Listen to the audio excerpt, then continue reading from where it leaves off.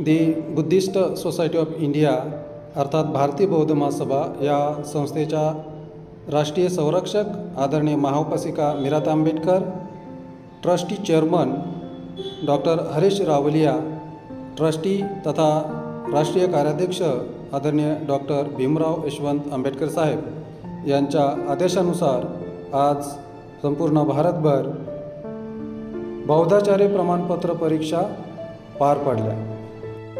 प्रशिक्षण विभागाचे प्रमुख आदरणीय डॉक्टर सोपान वानखडे साहेब यांनी बौद्धाचार्य प्रमाणपत्र परीक्षेचं नियोजन केले।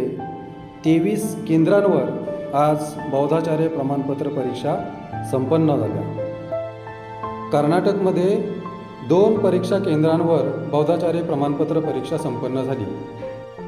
बीदर जिल्ह्यातील भालकी येथील परीक्षा केंद्रावर परीक्षक म्हणून मुख्य परीक्षक म्हणून राजेश पवार, उपमुख्य परीक्षक म्हणून सुनंदाताई वाघमारे, परीक्षक क्रमांक 1 म्हणून लवकुश कांबळे आणि परीक्षक क्रमांक 2 म्हणून जगन्नाथ कांबळे आणि व्यवस्थापक म्हणून बाबूराव अंदुरे यांनी उत्तम प्रकारे जबाबदारी पार पाडली।